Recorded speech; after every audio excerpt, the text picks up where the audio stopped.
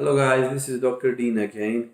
Today's our topic was adult ADHD, but I got many questions about the home remedies for the ADHD kids, so I decided to talk about home remedies. Whenever I diagnose a kid with ADHD, I usually talk at length with the parents or caregivers about these home remedies. And I always tell them that I personally believe that these home remedies are very important. And sometimes these home remedies are sufficient enough, and certain kids they do not need medications. So, what are these home remedies? We will discuss stepwise. The first thing I always talk to the parents or the caregivers is always sit down together and discuss with each other first before discussing with your kid that what behaviors are acceptable to you and certain behaviors which are not acceptable to you, and very clearly define with each other, and everybody should be on the same lines that these behaviors are acceptable to us and these are not. Second thing I always tell to the parents is this is the next step will be talk to your kid very clearly and openly that these behaviors are acceptable to all of us and these behaviors are not acceptable at all.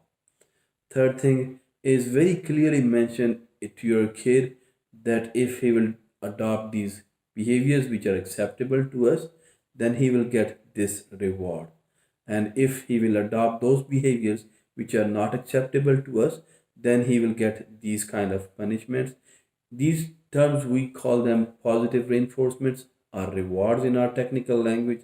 Negative reinforcement or punishment. Sometimes we use the word. So positive reinforcement these days very common is commonly used is like 10 to 15 extra minutes of screen use, sometime a special toy, a special food, or any special activity.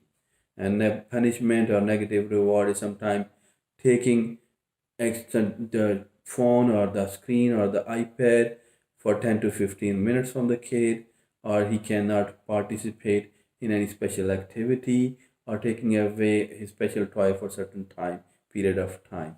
So very clearly mention all these rewards and negative reinforcement or the punishment to your kid that if he will do what we are acceptable, then he will get these rewards.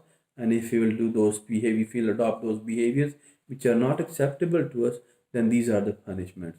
And always encourage your kid with the positive behaviors. And the other thing I always tell to the everybody in the home that everybody should be on the same page. So that's why I always tell them that they define the behaviors first. So if you are giving a positive reward or a positive reinforcement to a kid today for certain behavior, and if he does the same thing again next day, then the reward should be given to him the next day also. Same thing is for those behaviors which are not acceptable. Do not ignore those behaviors if he's doing the same negative behavior on the next day. So next day same punishment or same negative reinforcement, and gradually you will see a difference. Then the other thing I always tell to the parents is about the routine. Those kiddos who have ADHD, they are very easily distractible. So for those kiddos, routine works very well. Unfortunately, it's very easy to say, like especially for me, the parent says, "Oh, doc, it's very easy for you." Yeah, no doubt, it's very easy for me to say these routines, and it's very difficult for you guys to do it. But what I always tell to the parents is small steps. The kid will sometime the kid will do some routine, or sometime he will cheat, but gradually you will see a big difference. So always emphasize on these routines. The routine of breakfast, lunch, dinner, routine of snacks, routine of physical activity, routine of a usage of screen, media, homework, everything. Routine because these routines are very helpful for ADHD kids. The other thing which is very important for these kids is screen time. The best resource to read about this screen recommendation is American Academy of Peds website. They published these guidelines, I believe, in 2018. Briefly, what we say is for the first 18 to 24 months, we usually say of age, we usually say do not use any kind of digital media. For 24 months till 5 years of age, we usually say an hour of screen in 24 hours. What I usually recommend is the 10 to 15 minutes of session, 3 to 4 per session, 3 to 4 sessions in 24 hours. That's what I recommend is you can use it in these 24 hours. Unfortunately, in this pandemic situation, everything is online. The homework is online. The school is online. So I always recommend give a rest. If you are using a screen for 15 minutes, so then give yourself or your brain, your eyes rest for next 15 to 20 minutes. So your brain, your eyes get at least a good amount of rest. This is very important because excessive light, or even if we think this is not light, but even excessive light, sometimes can cause a lot of light stimulation to our brain, which can cause sleep problems, which can cause behavior problems. So all this keep an eye. The other thing is sleep. Sleep is very important. Again, as I mentioned, routine, the time to go to bed and then the time to wake up. It's very important. What I recommend is 1 hour before going to bed, do not use any kind of screen, do not use any kind of like a coffee, hot dogs, hot chocolate, soda, or anything like that. 1 hour before going to bed, do not do any kind of exercise. And usually, what I recommend is a comfortable bedding, a comfortable atmosphere, and cool, calm atmosphere is good for a good sleep.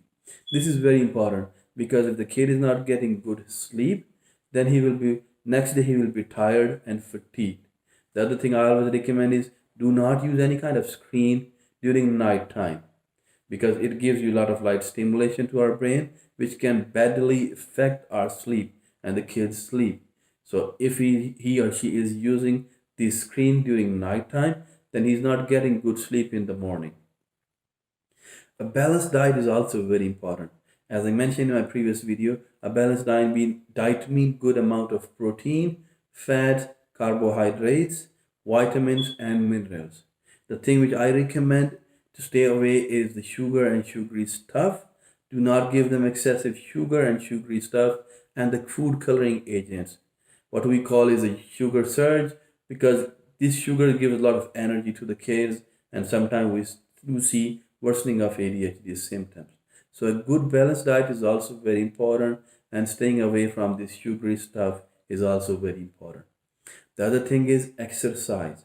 Exercise is also very important because the kids have a lot of energy. And unfortunately, in this pandemic situation, where it's not possible all the time to kids to go out, and especially when they are not going to school, because when they go to school, they utilize a lot of energy playing with other kids, a lot of physical activity. But now they are stuck with you guys and they are staying mostly in house. So what I recommend is at least 10 to 15 minutes or 20 minutes of some kind of exercise every single day. So they will stay fit and they will utilize their energy. So specific time every single day, 10 to 15 minutes in an area either at home, in the home or outside in the playground, which is safe because safety is more important and we do not want anybody to get sick. The other thing is same thing with eat your breakfast, lunch, dinner at a specific time. Good healthy water intake is also very important. And then if your physician has prescribed the medication for ADHD, do not skip your medication these days. And this is not a good time to change your medication. If the medication is working, so then I will say stick with this medication, take these medications regularly unless you or your physician think that this medication is not working or are we seeing some side effects of these medications, then I will recommend to discuss with your physician. Our next topic will be ADHD and homeschooling. This I believe is also very important. Please feel free to ask any questions. Guys, very nice to talk to you. You have a good day.